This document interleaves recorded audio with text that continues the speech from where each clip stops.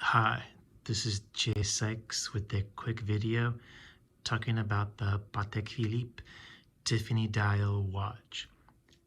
Now, I went to Tiffany & Co. today for some research for the channel, and I walked in there and I asked to buy the Patek Philippe watch with the Tiffany dial, and they laughed in my face.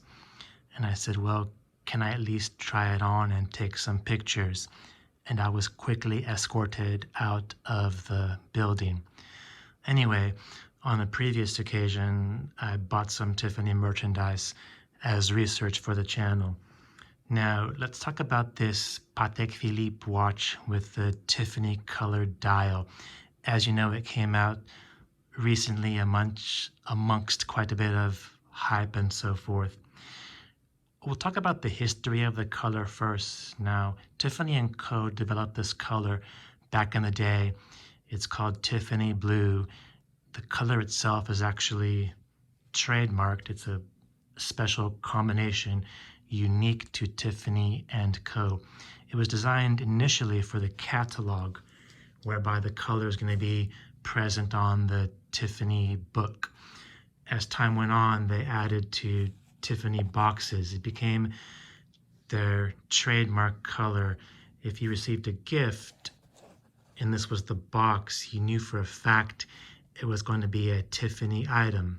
So a very beautiful presentation with this very unique color. So the color itself has had a strong association with this brand for many, many years. And Tiffany & Co. is unique in that I can't think of another company that has such a strong color association. Now, I mean, a company like Rolex, they do have Rolex green.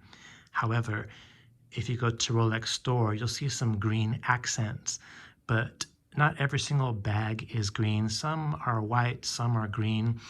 And when you buy a Rolex watch, you know, the outer box can be green or it can be white or tan. So yes, Rolex has green, but it's not as ubiquitous for Rolex compared to the Tiffany blue for Tiffany & Co. Even a company like Cartier, they have Cartier red, as you know. But even with that, it's not that as strong an association as Tiffany & Co. their particular blue is. So they are very, very unique in that. I think that color really defines the brand. But let's think about the color itself. You know, it's the color of their boxes and their bags.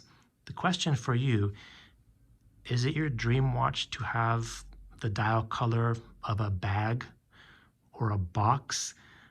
Nothing against the Tiffany color per se, but I think it's a color much better suited for boxes and bags and the book, as opposed to the actual color you want to see on the face of your watch.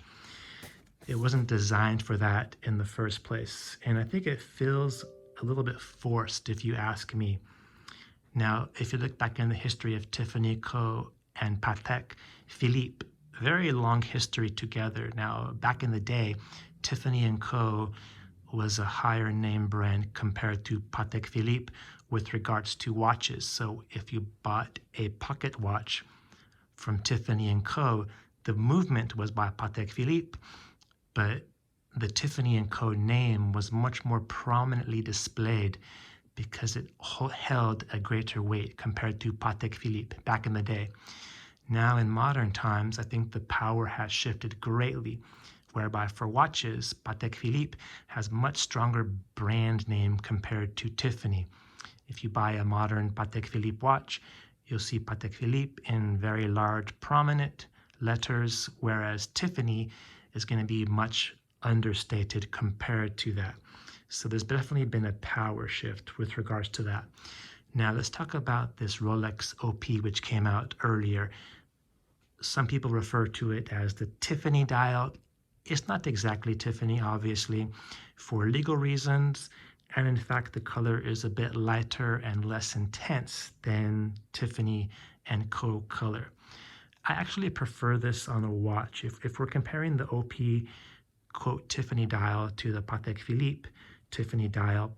The OP itself, the watch is more feminine, more understated, dare I say more graceful, and I think it suits that kind of color better as opposed to the Patek Philippe, which is a sports watch, has more of an industrial look, more of a masculine look, and I feel like they're trying to force onto there this very feminine color, and from a pure design standpoint, I don't believe it works. Additionally, Patek Philippe, they come across as very reactionary, late to the party because the Rolex OP came out, and then here comes this color, I would say forced onto a watch just to kind of keep up for my estimation. So it all goes back to the fundamental question.